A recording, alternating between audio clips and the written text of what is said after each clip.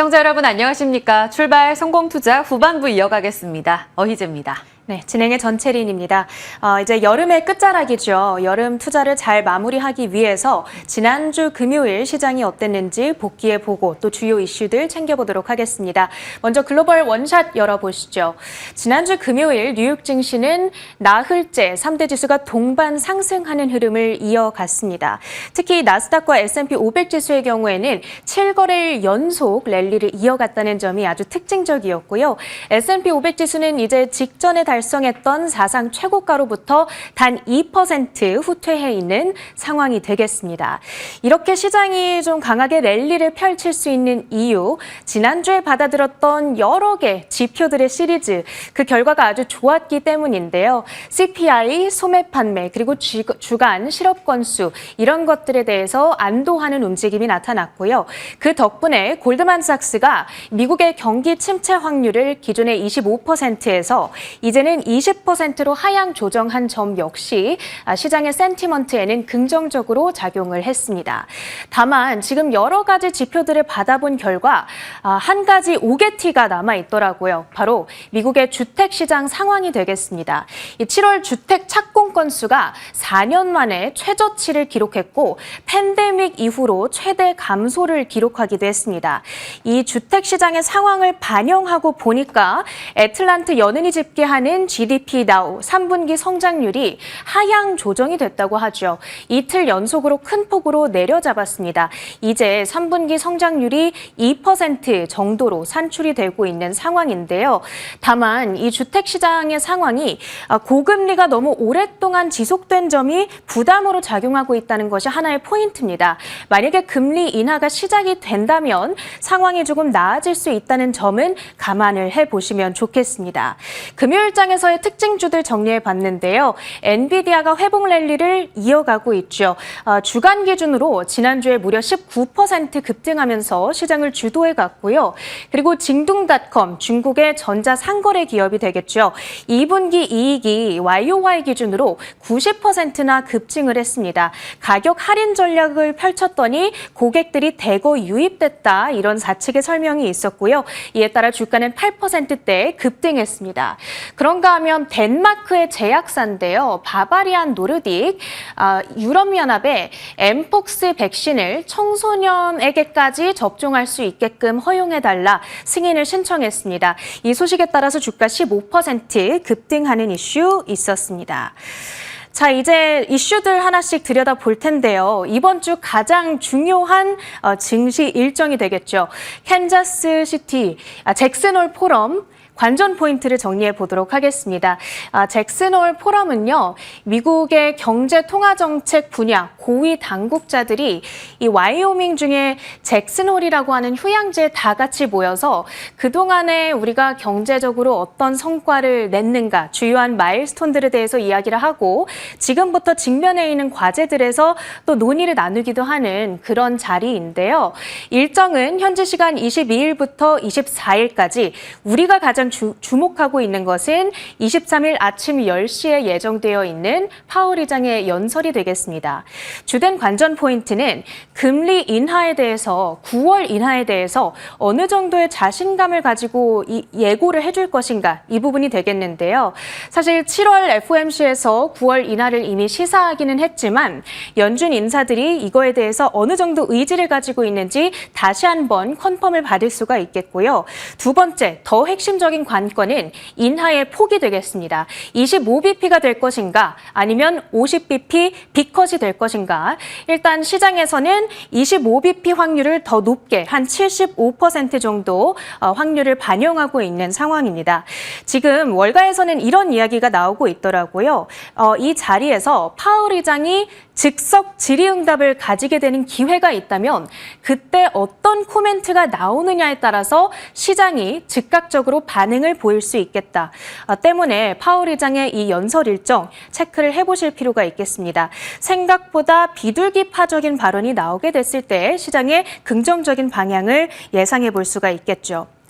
자, 한편 이제 금리 인하를 한 달 정도 앞두고 있는 시점에 시장에서 아주 크게 움직이고 있는 자산이 있습니다. 바로 금 가격인데요. 금 현물 가격이 사상 처음으로 2,500달러 선을 넘어서는 움직임이 지난 금요일에 포착이 됐고요. 12월 인도분 선물 가격 역시도 2,540달러대에서 움직이고 있습니다. 상승의 이유는 우리가 기존에 알고 있던 금리 인하 기대 그리고 중동 지역의 긴장감 고조 외에 한 가지가 추가됐죠. 인도에서 중산층들의 경제적인 여건이 많이 좋아지면서 수요가 급증하는 이슈도 있다고 합니다. 그렇다면 관련주들도 그동안 잘 움직였을까 궁금해서 찾아봤더니 주가 추이가 아주 양호했더라고요. 대표적인 글로벌 증시 금 관련주 뉴몬트의 주가가 지난 6개월간 52%의 급등세를 기록했었고요. 가장 많게는 앵글로골드가 80%대의 급등세, 대표적인 ETF 두 가지도 기입을 했습니다. 아이쉐어즈 그리고 스파이더의 골드 ETF가 25% 급등세를 달려가고 있는 상황입니다.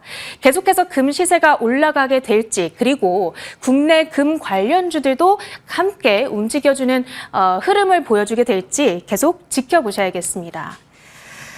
자, 이제 마지막으로 글로벌 증시 주요 일정 정리를 해볼 텐데요. 캡처를 해서 이번 주에 체크를 해보시면 좋겠습니다. 19일부터 22일까지는 미국 민주당 전당대회가 개최되고요. 7월 FOMC 의사록, 잭슨홀 미팅, 그리고 마지막으로 연설 일정까지 기입을 해뒀고요. 이 전당대회 일정에 따라서 시장에서 반응을 보일 만한 움직임, 테마, 해리스 테마주들을 조금 적어놨습니다. 마리화나라든지 탄소, 메디케어 등에서 이번 주 움직임이 나오게 될지 지켜보시면 좋겠습니다. 자, 이렇게 뉴욕 파트 브리핑 마쳐보고요. 이번 주, 한 주의 시작, 우리 증시는 어떻게 출발할까요? 앞서 이야기해 주신 대로 글로벌 증시의 이번 주에도 매크로와 관련된 이벤트들에 아마 주목을 할 겁니다. 그런 가운데 내부 동력을 찾아가는 힘도 강해지겠죠. 지난주에 자신감을 딛고 한 차례 더 레벨업을 하길 기대해 보는데요. 자, 그러면 하나둘씩 포인트 보도록 하죠. 먼저 지난주 금요일 간략하게 보시면요.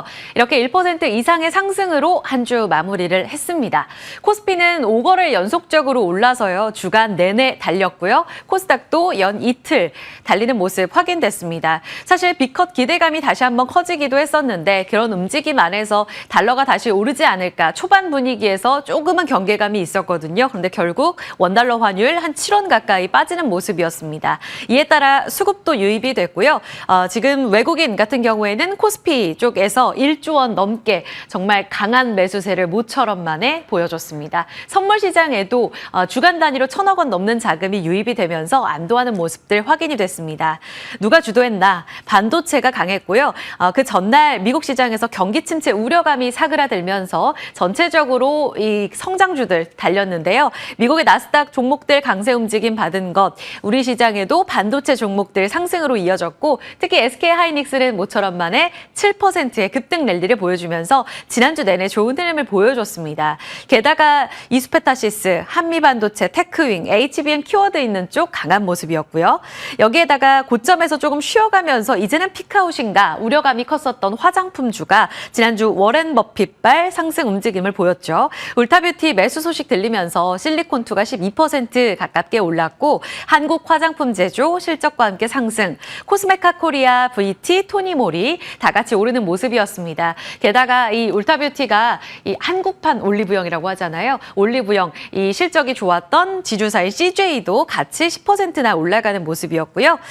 성장주 대표 주자인 바이오 종목들도 올랐는데 사실 대표 종목인 삼천당 제약을 제외하고는 다 같이 오르지는 못하는 모습이었고요. 선별적인 상승이었습니다. 유한양행도 이번 주에 22일 미국 FDA로부터 렉라자 허가 앞두고 있는데 이런 모멘텀이 있는 쪽 강했고 또 코로나 엠폭스 확산 소식 계속 이어지고 있는데요. 진단키트 그리고 마스크 관련 종목들까지 일제히 좀 확산되는 모습 보여줬습니다. 미코바이오메드, 녹십자 MS, 엠폭스 쪽으로 엮이고 있고 PCL 같은 종목들 진단키트 안에서 코로나 관련 종목들도 일제히 다시 한번 상한가를 기록했습니다. 자, 8월 초에 레벨대로 이렇게 되면서 복귀합니다. 2,700선 거의 목전까지 다가서면서 거래를 마쳤습니다. 아시겠지만 8월 출발이 2,790선에서 출발을 했으니까 이제 2,700선 회복하면 자, 그 다음은 어디지? 이렇게 기대하게 되죠. 안팎으로 모두 다 좋았던 글로벌 증시를 놓고 봤을 때 여기서 더 욕심낼 수 있지 않을까라는 기대감은 있습니다. 지난 한 주 주간 단위로 등락을 보여드린 거고요. 항생 상해, 사실 이 중화권 쪽은 좀 개별적으로 움직이고 있어서 최근 글로벌 증시에 연동되진 않고 있는데요. 코스피가 한 4%가량 올랐고 각권 지수 그리고 니케이는 무려 주간 8.6%의 급등세를 보여줬습니다. 나스닥보다 더 좋았었죠. 그동안 급락했다가 엔화 강세로 이 수출주들이 다 같이 급락했다가 되돌림의 현상도 가장 강했다라고 보시면 될 것 같고요. 글로벌 증시의 반등 배경 어디 있나 세 가지로 요약할 수 있습니다. 엔캐리 트레이드의 청산, 그러니까 8월 5일 급락 이후에 그 한 주 동안에는 저점을 기록하고 나서 아래 꼬리 달리면서 계속 주시했었잖아요. 엔화 강세가 더 진행되진 않을까. 여기서 자금이 더 빠져나가진 않을까. 이 부분을 계속 노려봤었는데요. 그 주에도 진정된 국면, 그리고 지난 한 주 동안에도 더 오르지 않고 더 급락하지 않고 147엔대를 횡보하는 모습 이어졌습니다. BOJ 쪽에서도 계속 이야기를 하고 있죠. 우리 급격한 인상은 없을 거야. 그리고 필요시에는 지금의 완화책 유지를 할 거다라는 내용들 계속 구두 개입하게 되면서 영향권 안에 있고요. 두 번째는 경기 침체 우려가 확실히 해소됐다는 점. 물론 이 부분도 ING입니다. 하지만 지난주에 발표됐던 CPI, PPI, 그리고 소비의 지표인 소매 판매, 신규 실업수당 청구 건수 세 박자가 다 견조하게 확인이 되면서 침체 없는데? 라는 데 안도를 하는 모습이었고요. 세 번째로 AI 버블 우려도 7월부터 해서 고점, 나스닥 기술주가 딱 7월 11일부터 꺾였었잖아요. 이런 흐름 안에서의 하나의 단초였었는데 엔비디아가 드디어 반등을 딛고 $120까지 올라오고 있습니다. 무려 지난 한 주 동안 19% 급등을 보여줬습니다. 기술적 반등, 28일 실적 기대감 자리했다는 점 세 가지가 주요한 이유가 되겠고요. 여기에서 우리 내부적으로도 드디어 들어오기 시작한 외국인들의 수급도 눈여겨보셔야겠습니다. 그 8월 5일, 그러니까 8월 9일까지 봤을 때 월간으로 우리 코스피 시장을 한 2조 원 넘게 팔았던 외국인들인데요. 지난 한 주 동안 1조 8천억 원 담아가면서 월간 기준으로도 8천억 원으로의 순매도가 크게 줄어들었습니다. 더 중요한 건 삼성전자 하이닉스에 드디어 들어오고 있다는 점. 이렇게 8월 초에 레벨대까지 올라오게 되면서 이제 2,700, 2,790, 그러면 2,900대라는 연고점에 대한 욕심도 내고 있는데 더 오르려면 어떤 것들이 필요할까 간략하게 좀 보겠습니다. 하나증권, 대신증권 리포트고요. 하나증권에선 이미 공포는 좀 떨쳐낸 상황인데 빅스 지수가 39포인트까지 갔다가 이제 17, 한 15포인트까지 내려오면서 연초 레벨대로 내려와 있다. 그런데 여기서 더 빠진다고 증시가 더 갈까? 여기에 대해서는 답은 아니오라고 하고 있습니다. 한 15 레벨대 그 밑으로 떨어진다고 해도 S&P 500은 한 1%, 그리고 코스닥도 한 0.9% 정도에 그치면서 그동안에 통계적으로 봤을 때 빅스 지수가 15포인트 더 아래에 있다고 해서 증시가 더 올라가지는 못했다라는 내용을 전하고 있습니다. 결국은 그동안 증시를 끌어내렸던 이 경기에 대한 우려 그리고 금리에 대한 포인트를 체크해 봐야 된다라고 이야기를 하고 있고요. 단기, 장기 전략적인 측면 제시하고 있습니다. 결국은 내년도에 이제 실적이 좋아질 쪽, 이익 턴어라운드 될 쪽 지금부터 모아가자는 전략인데요. 조사원, 제약바이오, 화학, 바이오가 조금 반복된 부분 양해해 주셨으면 좋겠네요. 지금 건설까지 해서 체크해 보시면 좋을 것 같습니다. 화학, 미디어입니다. 그리고 대신증권에서 보면 코스피 62%까지 되돌림됐는데 이제 다음은 2,770선 노려보자. 한 2,630, 40포인트가 이번 주에 지지선으로 작용할 거다.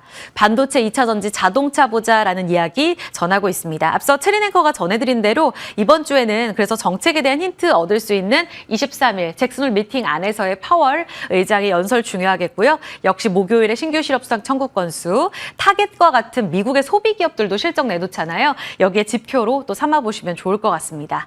그래서 2,700선 그 위에서는 이런 포인트들을 보셔야 되고, 자 여기에 더불어서 지난 한 주 동안 지수가 한 5거래일 달렸잖아요. 반도체가 돌아왔고 그리고 낙폭과대주인 2차 전지가 돌아오게 되면서 주도주 후보군의 밀당이 계속되고 있습니다. 라는 내용을 금요일에 전해드린 바 있습니다. 2차 전지와 관련된 내용들은 사실 놓고 보면 배경 자체는 좋지가 못한데 여기서 레벨업을 할 수 있는 포인트가 있을까? 많은 시장 전문가들이 꽤 관심을 갖고 있는 섹터라서 한 번 더 전해드립니다. 일단 악재는 좀 많죠. 일단 화재, 캐즘 안 좋습니다. 화재 때문에 또 캐즘이 계속 진행되고 있는 거기도 한데요. 포르투갈 주차장에서 또 전기차 대형 화재가 발생해서 한 200여 대 차가 좀 전소됐다고 합니다.